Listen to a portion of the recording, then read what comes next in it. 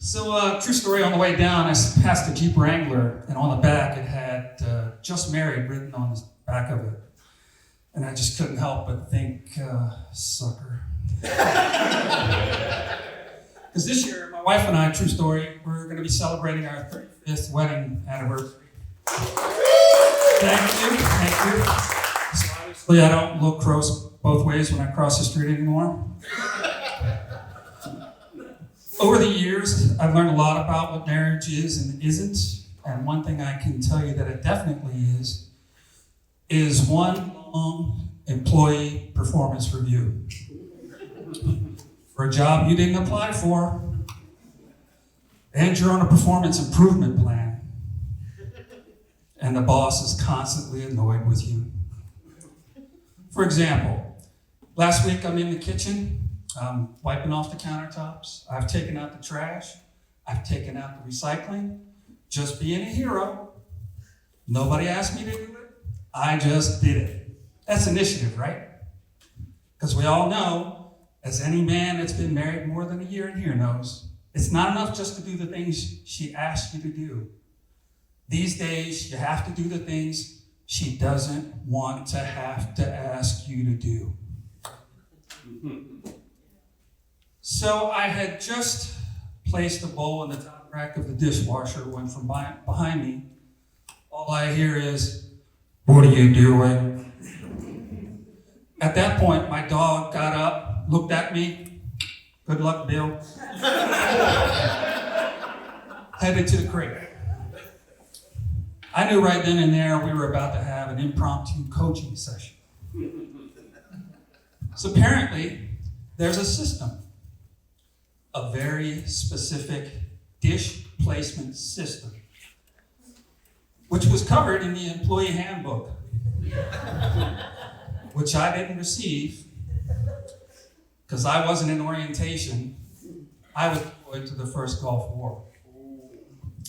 Everybody says the first year of marriage is the hardest. Mine was a breeze. I was in a war zone.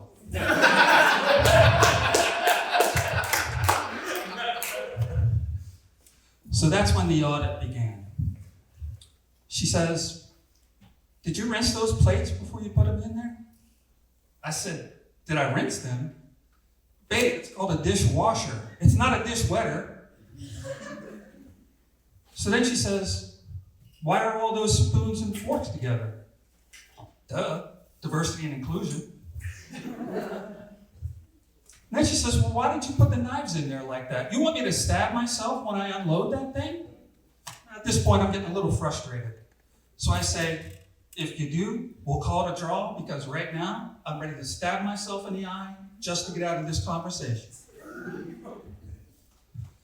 But then we finally get to what apparently was my big transgression. And that was my bowl placement strategy. More specifically, my lack of a bowl placement strategy. So I think her OCD finally had enough, so she brushes past me, and she goes and she starts unloading and reloading the dishwasher. And I mean, I stand there like a nervous intern. She's just unloading and reloading, like she's trying to defuse a bomb in an action movie. Like if she doesn't get everything in its specific place, the whole kitchen might explode. At one point, I was ready to grab the dog and shelter in place down in the basement. But within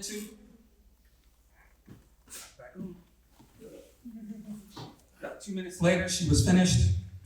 She just closes the door and walks away. And I was assigned different tasks that are more commensurate with my skill level, like opening jars and taking the trash bins to the curb, which I get right most of the time. But the coaching sessions never stop there. True, spoiler alert, they never stop. A few days later, I'm in our front room, and I'm about to measure our window. We needed a new blind for our front room. So I walk past my wife with a tape measure, and I start measuring. And she said, "What are you doing?" So I tell her.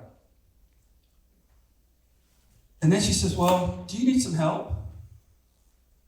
Now, I'm thinking to myself, look, I freely concede that my attempt to unload and load the dishwasher unsupervised, without the requisite training, and without being signed off by a certified instructor, may have been a bit of an overreach for me. But I think measuring for a blind is well within my lane. So I say, no, I got this. So she says, are you measuring the window or are you measuring the old blind? At that point, I just snapped. I said, look, do I stand over your shoulder and question how you load bowls into the dish wetter? I'm Bill Porter, everybody. Thank you.